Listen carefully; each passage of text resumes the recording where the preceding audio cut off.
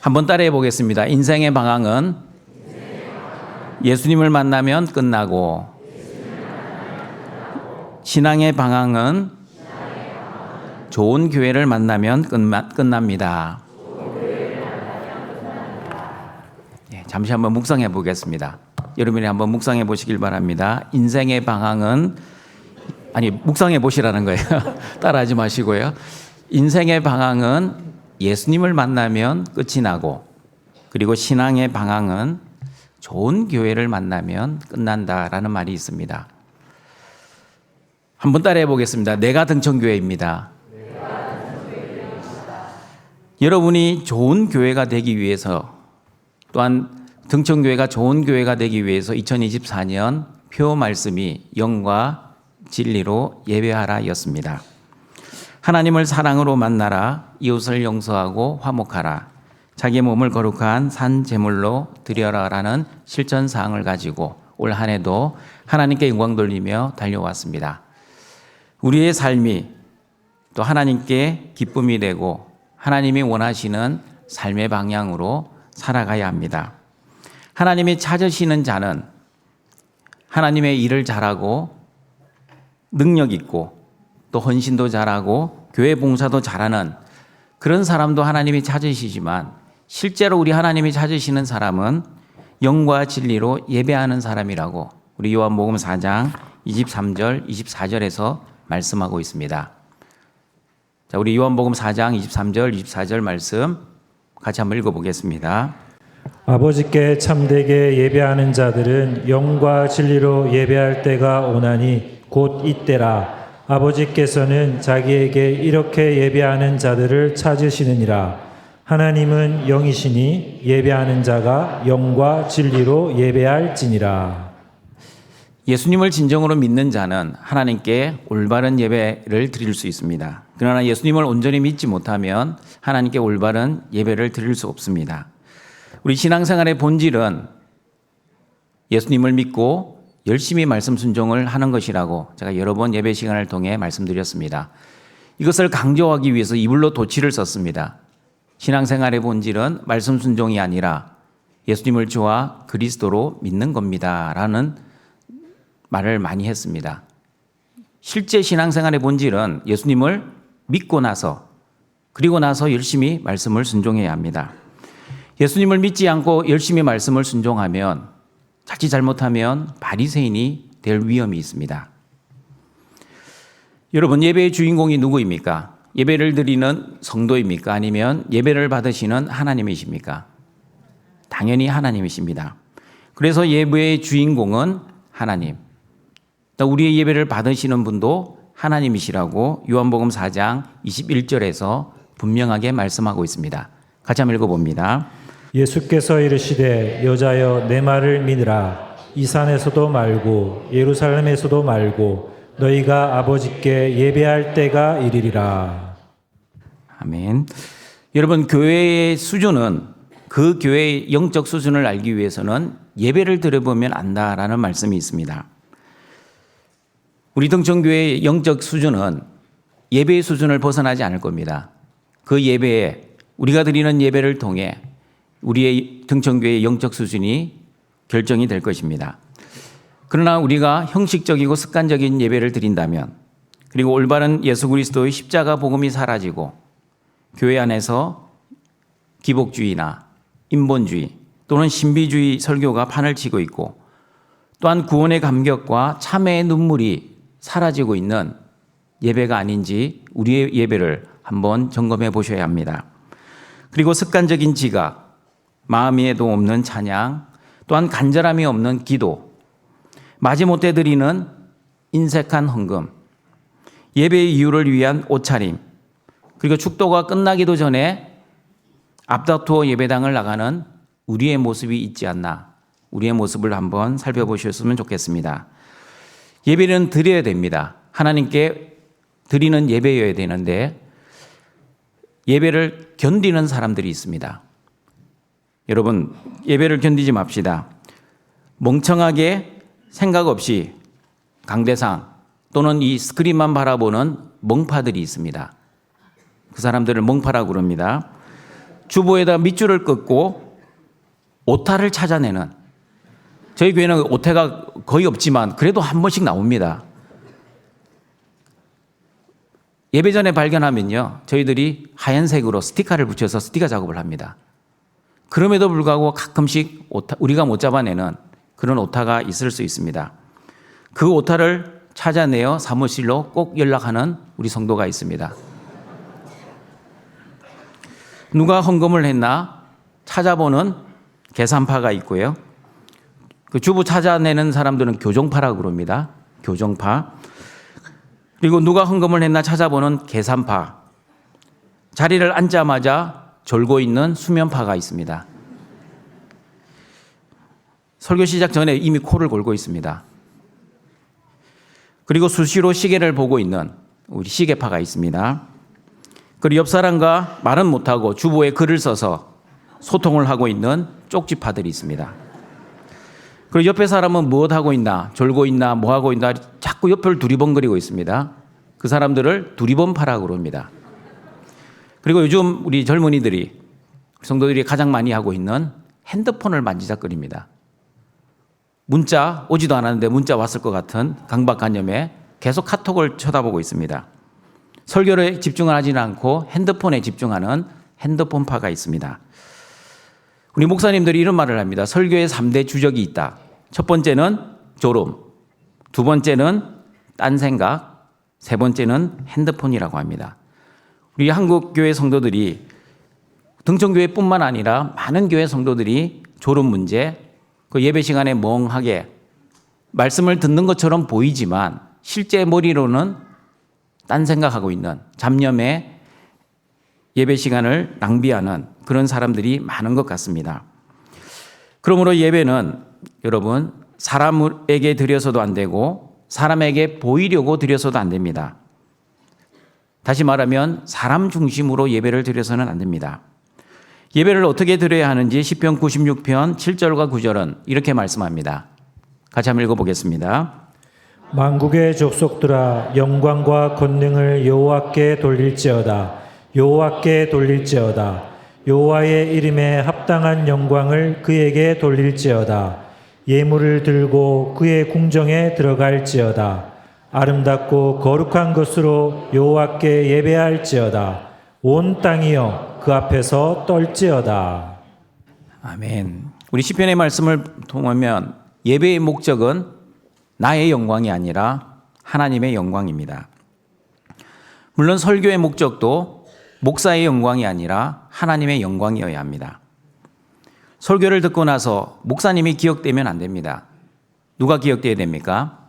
오직 예수 그리스도만 설교 가운데, 설교가 끝나고 나면 예수님만 기억에 남는 설교가 가장 좋은 설교, 잘하는 설교입니다.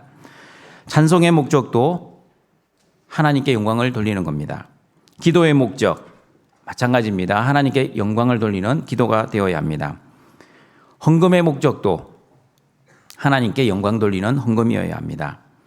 우리가 해야 하는 순종, 말씀 순종도 하나님께 영광을 돌리는 순종이어야 합니다. 우리 학생들 공부의 목적이 무엇입니까? 1차적으로는 좋은 대학, 좋은 직장으로 보여지지만 실제 하나님이 우리에게 원하시는 공부의 목적은 하나님께 영광 돌리는 공부여야 합니다. 직장 생활하는 목적도, 우리가 사업을 하고 우리의 삶을 살아가는 모든 삶의 목적은 하나님께 영광을 돌리는 삶이어야 합니다. 그러므로 사람인 우리가 예배의 주인공도 되지 말아야 합니다. 그리고 예배의 구경꾼도 되지 말아야 합니다. 그리고 예배의 판단자도 되지 말아야 합니다. 오직 하나님께 영광을 돌리는 경배자가 되어야 합니다. 그러므로 신앙생활은 주인 바꾸는 생활입니다. 한번 따라해 보겠습니다. 신앙생활은 주인 바꾸는 생활입니다. 신앙생활은 그러므로 나를 위해 하는 것이 아니라 예수님을 위해, 하나님을 위해 신앙생활을 해야 합니다. 여러분, 1년 동안 우리가 영과 진리로 드리는 예배에 대한 말씀을 우리 연원기도회나 특세를 통해서 긴 1년 동안 들어왔습니다. 오늘은 제가 다시 한번 1년을 마무리하며 영과 진리로 드리는 예배가 어떤 예배인지 이제 요약해서 다시 한번 말씀해 드리겠습니다. 첫 번째 영으로 드리는 예배란 자신의 죄를 깨닫고 회개하는 예배입니다. 바리새인들의 예배는 이랬습니다. 누가복음 18장 11절 12절 말씀입니다. 같이 한번 읽어보겠습니다. 바리새인은 서서 따로 기도하여 이르되 하나님이여 나는 다른 사람들 곧 토색 불의 간음을 하는 자들과 같지 아니하고 이 세리와도 같지 아니함을 감사하나이다. 나는 일에 2번씩 금식하고 또 소득의 11조를 드리나이다 하고.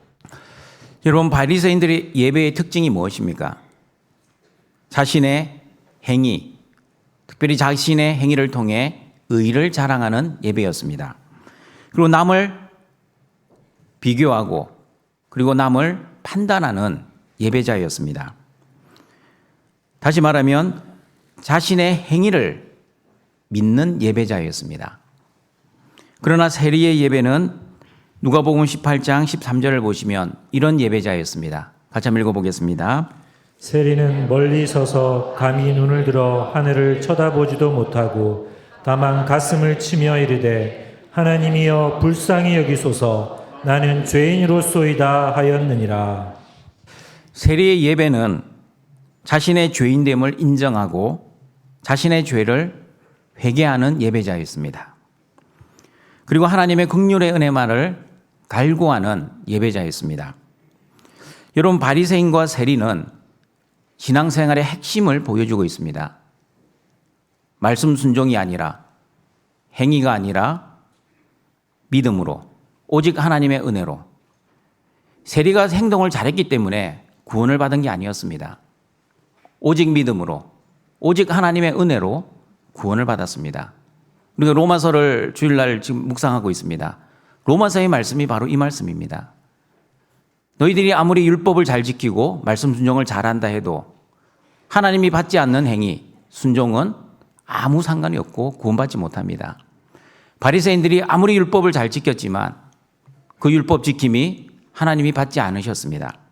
왜냐하면 자기의 행위를 자랑했고 의를 자랑했고 오히려 형제 자매를 판단하고 비판하는 그 행위였기 때문에 그 행위로는 구원받지 못한다는 것을 우리에게 분명히 말씀해 주고 있습니다. 그러나 세리는 그가 한 행위는 아무것도 없습니다. 오히려 나쁜 짓만 했죠. 십자가상에 구원받은 강도처럼.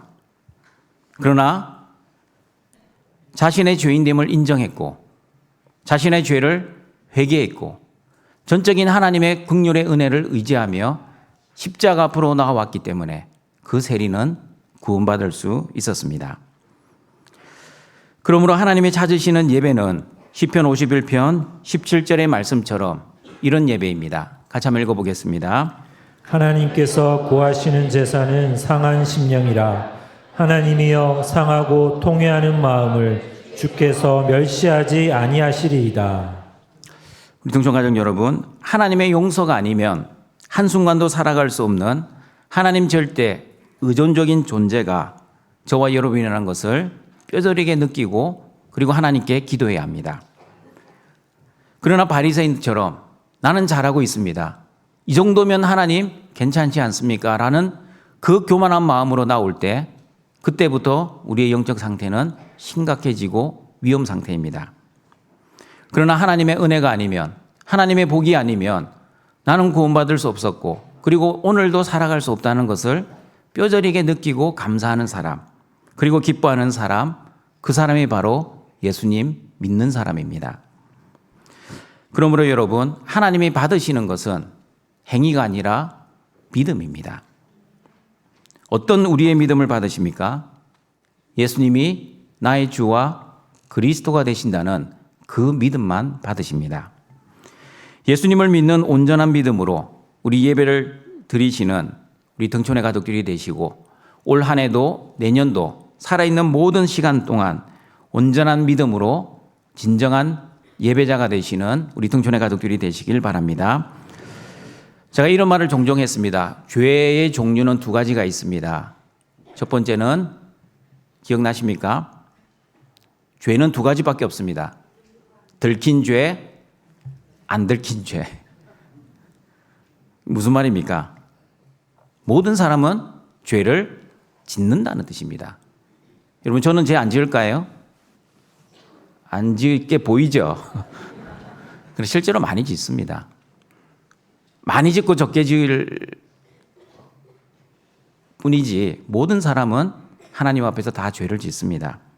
그래서 들킨 죄, 어떤 사람은 재수가 없어가지고 들켰다고 그럽니다. 어떤 사람은 재수가 좋아서 안 들킵니다. 그래서 저 사람은, 들킨 사람은 죄인 취급받고 안 들킬 사람은 마치 의인처럼, 착한 사람처럼 그렇게 오해를 받습니다. 그러나 여러분, 모든 사람은, 저를 포함하여 모든 우리 등촌의 가족들은 다 죄인입니다.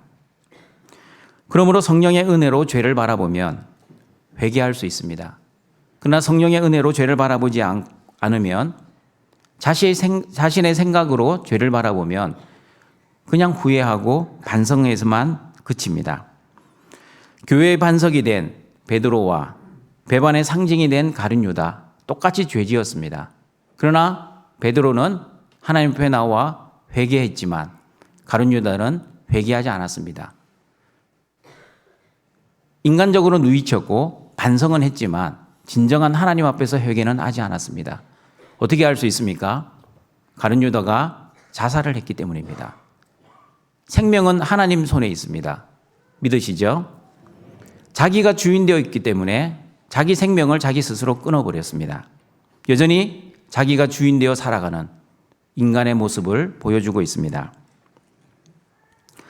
그러므로 성령의 은혜로 죄를 회개하면 정죄함이 없는 자유함을 누리겠지만 자신의 힘으로, 자신의 결심으로 후회하거나 반성만 하면 결국 죄책감을 이겨내지 못하고 구원의 확신도 흔들리게 될 수 있습니다. 어느 성도가 저에게 이렇게 이야기합니다. 목사님, 오늘은 저에게 예배 드리라고 말씀 좀 하지 마십시오. 오늘은 예배 드릴 기분이 아닙니다. 여러분, 예배는 내 감정과 내 기분으로 드리는 것이 아니라 하나님의 영, 예수님의 영이신 성령으로 드리는 예배입니다. 그러므로 두 번째, 영으로 드리는 예배는 내 감정과 내 기분으로 드리는 예배가 아니라 성령이 충만한 예배입니다. 성령이 소멸되면 나의 죄를 깨닫지도 못하고 그리고 죄를 회개하지도 않습니다. 특별히 구원의 기쁨이 사라지고 예배가 피곤해지기 시작합니다. 우리 두부지임의 지가 나옵니다. 신앙생활이 그때부터 지겹게 됩니다. 그러나 성령이 충만하면 나의 죄를 깨닫고 그 죄를 회개합니다. 그리고 구원의 기쁨으로 찬양이 절로 나옵니다. 그리고 기도하지 말라고 해도 스스로 기도합니다. 그리고 용서의 은혜를 누리고 하나님께 감사와 기쁨으로 천국 같은 삶을 살아갈 수 있습니다. 등촌가정 여러분, 성도들이 왜 그렇게 쉽게 죄를 짓고 살아가고 있습니까? 왜 우리는 죄를 지으면 안 된다는 걸 뻔히 알고 있으면서도 그럼에도 불구하고 우리의 삶에서는 죄를 짓고 살아가고 있습니까? 내 안에 성령님이, 내 안에 예수님이 내주하고 있다는 사실을 잊어버리면 너무나 쉽게 우리는 죄를 지을 수 있습니다. 다시 말하면 내가 주인 되어 내 뜻과 내 생각대로 살아가면 우리는 죄는 쉽게 짓게 되어 있습니다. 그러나 성령님이 나와 항상 함께 하시고 예수님이 내 안에 내주하고 있다고 믿는 믿음이 있다면 죄를 짓는 것은 불가능합니다. 죄를 지려고도 할 때 나를 지켜보고 나를 함께 하시는 그 예수님이 나를 지켜보고 있다고 생각하면 우리는 죄를 지을 수가 없습니다. 그러나 성령이 소멸되면 우리는 너무나 쉽게 죄를 짓게 됩니다. 그러므로 등촌가정 여러분, 성도라 할지라도 성령이 소멸될 수 있습니다. 여러분이 다 삶으로 경험을 했을 겁니다. 그러나 이것만은 꼭 기억하십시오. 성령이 여러분을 떠나가지는 않을 겁니다. 우리 한번 구원하신 성령님, 우리 안에 들어오신 성령님은 소멸될 수는 있겠지만 영원히 떠나가지는 않습니다. 그러므로 다시 한번 회복의 은혜를 우리에게 베풀어 주십니다. 그 회복의 은혜는 죄를 회개함으로부터 시작됩니다. 그러므로 성령이 임재하시면 우리의 죄를 깨닫게 하시고 그리고 자신의 죄를 회개하게 하시고 그리고 죄의 용서의 확신을 가지게 하십니다. 그러므로 성령님은 우리의 죄책감으로부터 자유할 수 있는 은혜를 주십니다. 그러나 성령이 소멸되면, 다시 말하면 내가 주인 되어 여전히 살아가면 예배를 드려도 미안한 마음, 죄송한 마음으로 예배를 드립니다. 그리고 죄책감으로 힘든 예배자가 됩니다. 예배를 아무리 많이 드려도 죄책감을 이겨내지를 못합니다. 죄를 지을 때마다 죄책감을 가지게 되고 구원의 확신이 흔들리는 우리의 모습을 보게 됩니다. 그러나 청중가족 여러분, 요한일서 1장 9절 말씀 꼭 외우시고 여러분의 삶에 꼭 적용하시길 바랍니다. 우리 요한일서 1장 9절 말씀 같이 읽어봅니다. 만일 우리가 우리 죄를 자백하면 그는 미쁘시고 의로우사 우리 죄를 사하시며 우리를 모든 불의에서 깨끗하게 하실 것이요. 한번 따라해 보겠습니다. 기독교는 회복의 종교입니다. 맞습니다, 여러분. 기독교는 회복의 종교입니다. 한 번 죄 지었다고 영원히 정죄하고 영원히 심판하고 영원히 매장하는 종교가 아닙니다. 누구나 다 모든 사람이 다 죄를 짓기 때문에 우리는 하나님 앞에 용서함으로 나아왔습니다. 하나님은 우리를 용서했는데 그러나 사람들은 성도의 죄를, 사람의 죄를 용서하지를 못합니다. 마치 내가 하나님처럼 되어서 판단하고 비판하며 하나님이 용서하신 죄를 사람이 용서하지 못하는 우리의 모습을 보게 됩니다. 여러분, 환란줄 이야기 기억나십니까? 여러분, 이 정수리 한번 만져보세요. 뭐 정수리. 자, 그리고 저 하늘 한번 쳐다보시기 바랍니다. 하늘. 우리 정수리에서 하나님의 손까지 보이지 않는 영적인 환란줄이 하나 매여 있습니다. 보이십니까?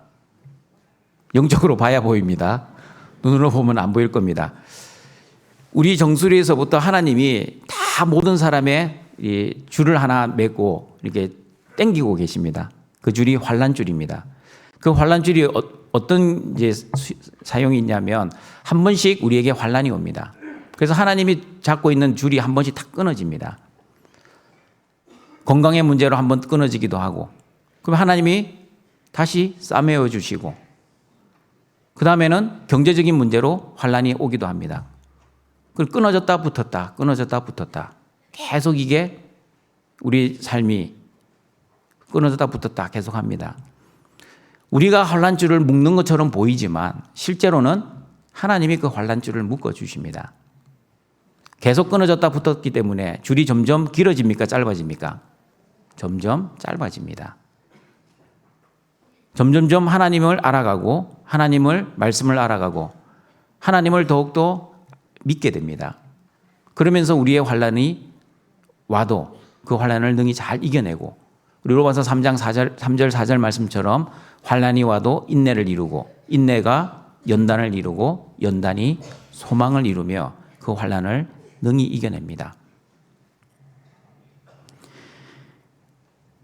이렇게 하나님께서는 환란이 온다 할지라도 우리에게 반드시 기회를 주시고 소망을 주시고 하나님의 사람으로 만들어 가십니다. 우리 등촌가족 여러분, 하나님의 가장 큰 징계는 무엇인지 아십니까? 환란, 실패, 질병, 죽음 아닙니다. 하나님이 가장 우리를 징계하시는 가장 큰 징계는 무엇입니까? 로마서에 답이 나와 있습니다. 우리가 이미 설교 시간을 통해서 배웠습니다. 로마서 1장에 나와 있습니다. 뭘까요? 하나님의 가장 큰 징계, 내어버려 두심입니다. 죄를 지어도 아무런 질책도 하지 아니하시고 징계가 없는 것이 하나님의 가장 큰 징계입니다.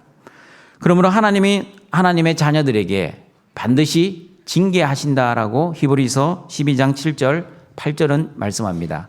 같이 한번 읽어보겠습니다. 너희가 참음은 징계를 받기 위함이라. 하나님이 아들과 같이 너희를 대우하시나니 어찌 아버지가 징계하지 않는 아들이 있으리요. 징계는 다 받는 것이거늘 너희에게 없으면 사생자요 친아들이 아니니라.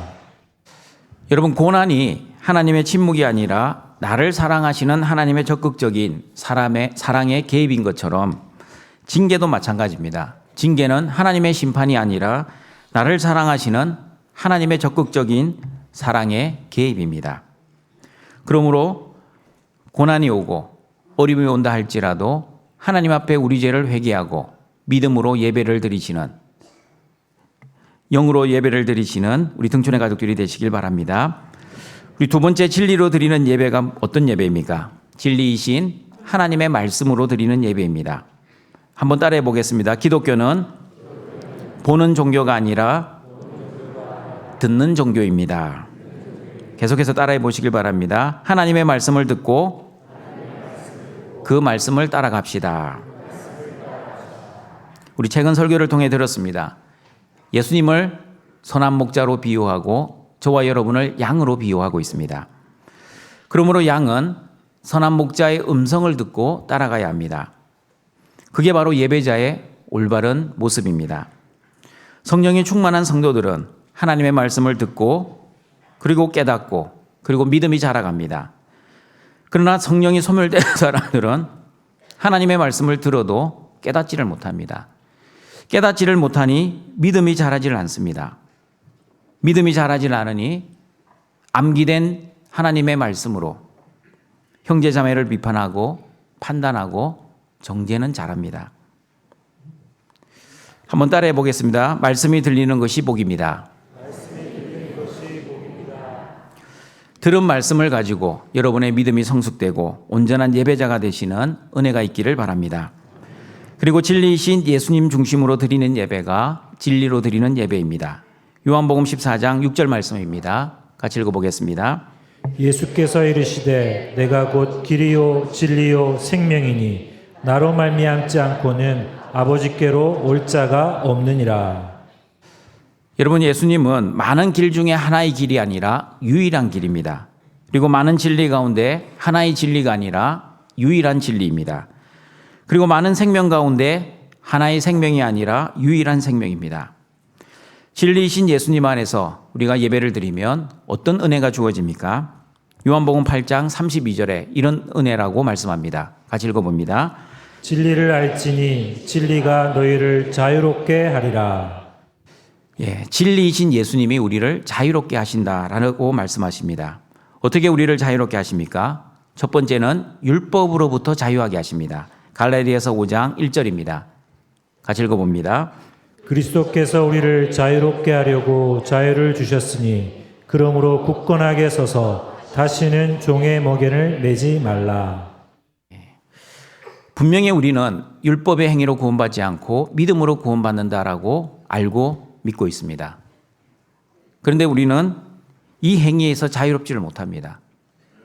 마치 행위를 하면 행위로서 우리가 구원받는 양 그렇게 오해하고 신앙생활을 할 때가 있습니다. 그러나 성경은 분명히 우리에게 말씀합니다. 율법도 아니고 율법의 행위가 아니라 오직 믿음으로 구원받는다. 이게 여러분 복음입니다. 만약에 행위로 구원받는다면 행위를 잘해서 구원받을 수 있는 사람 거의 없을 겁니다. 그러나 믿음으로 구원받기 때문에 부자나 가난한 자나 건강한 자나 아픈 사람이나 잘생긴 사람이나 못생긴 사람이나 똑같이 믿음으로 구원받습니다. 얼마나 평등합니까? 그러나 행위로 구원받는다고 하면 아픈 사람들은 행위 못합니다. 얼마나 불공평합니까? 그러므로 믿음으로 구원받는 이 은혜가 얼마나 하나님의 사랑이라는 것을 여러분이 꼭 아셔서 그 은혜에 감격하시는 우리 등촌의 가족들이 되었으면 좋겠습니다. 제가 성경을 율법으로 읽지 말아야 된다라고 말씀드린 적이 있습니다. 성경을 문자층으로 읽으면 도덕적 윤리적으로 해석해서 열심히 도덕적인 사람, 윤리적인 사람이 되어져 가지만 복음을 모르는 하나님의 은혜를 모르는 행위신자가 될 위험이 있습니다. 그러므로 성경은 율법으로 읽으면 그 율법이 그 성경이 여러분에게 짐이 되고 부담이 될 겁니다. 왜 짐이 되고 부담됩니까? 모든 율법을 모든 말씀을 순종할 수 없기 때문에 그렇습니다. 그러니 해도 안 되는 것을 마치 할 수 있는 것처럼 착각하니 얼마나 그게 율법이 되고 멍에가 되겠습니까?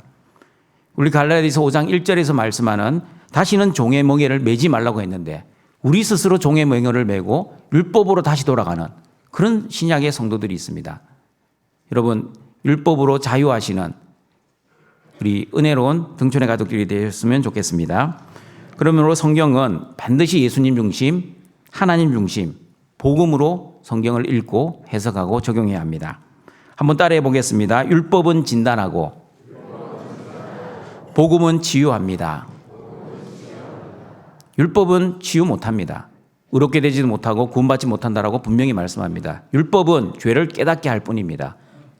진단하죠. 우리가 죄인이라는 것을 진단만 해줍니다. 치료는 못합니다. 치료는 오직 복음만이 할 수 있습니다. 예수님만이 우리를 치료하실 수 있다는 것을 꼭 기억하시길 바랍니다. 그리고 진리이신 예수님은 우리를 죄로부터 자유하게 해주십니다. 요한복음 8장 34절 36절입니다. 같이 읽어봅니다.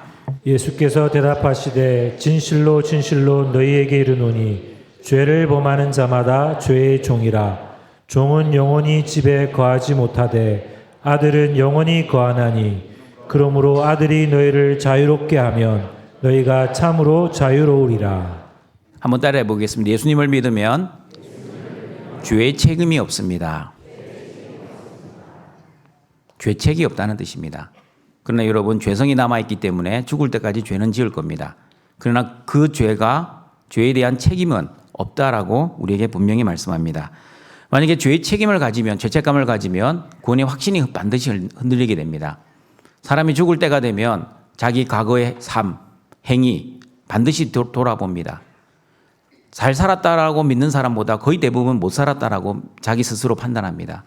자기가 자기 삶을 바라봐도 못 살았기 때문에 죄책감을 가지게 됩니다. 그리고 구원의 확신이 흔들립니다. 예수를 평생 믿었는데, 교회를 평생 다녔는데도 불구하고 마지막 죽을 때에 되어서는 죄책감으로 구원의 확신이 흔들리는 그런 성도들을 많이 보았습니다. 저의 직접적인 경험입니다. 왜 그럴까? 제가 관찰해 본 결과 잘못된 믿음을 가지고 신앙생활을 해왔습니다. 그래서 제가 여러분에게 말씀드린 것은 신앙생활 십자가의 은혜로 시작되었기 때문에 십자가의 은혜로 신앙생활 잘 감당하다가 끝까지 마지막에도 십자가의 은혜를 붙들고 천국 가셔야 합니다. 여러분의 행위를 붙들면 아무도 구원받을 자신이 없습니다. 그래서 행위가 아니라 믿음으로, 그 로마서의 그 말씀을 건강하고 예배 드릴 때는 다 알고 있었지만 아프고 마지막 죽을 때에 대해서는 그 복음의 핵심을 잊어버립니다. 자기의 과거의 삶을, 행위를 자꾸 묵상하고 잘못된 행위 때문에 구원의 확신이 흔들리는 그런 성도들을 많이 보았습니다.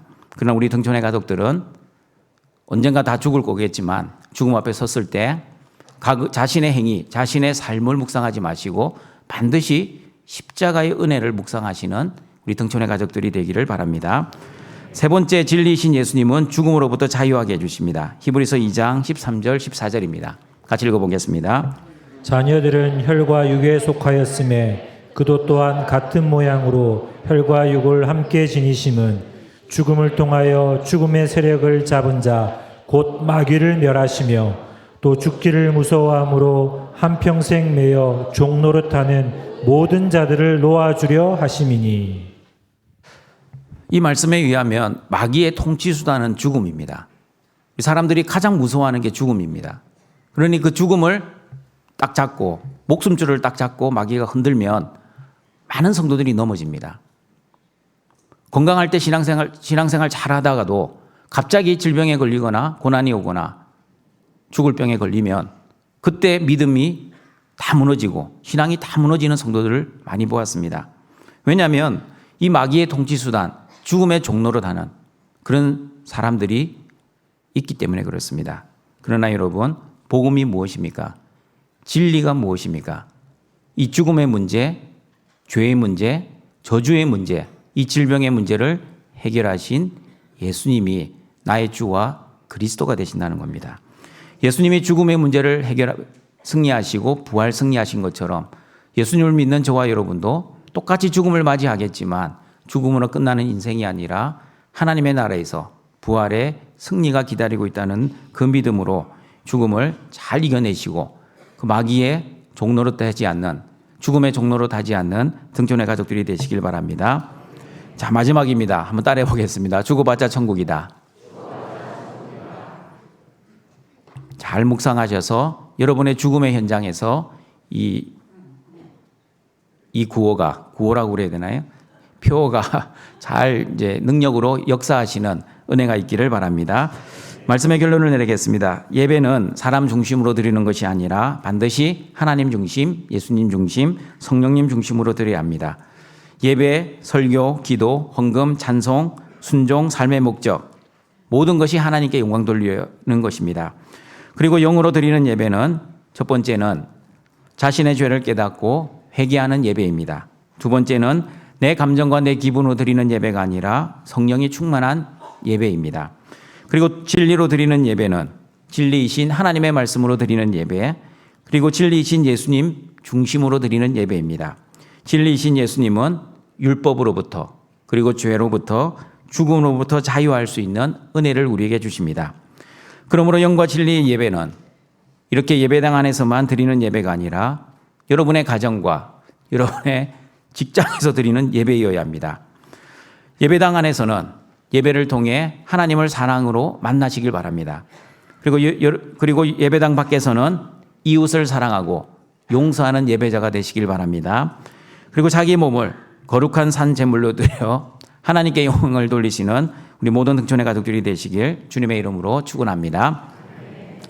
사랑과 자비가 풍성하신 여호와 하나님, 2024년 표 말씀으로 영과 진리로 예배하라는 말씀을 주시고 올 한 해 동안 삼위 하나님 중심의 예배자로 예배를 드릴 수 있게 하시니 감사합니다.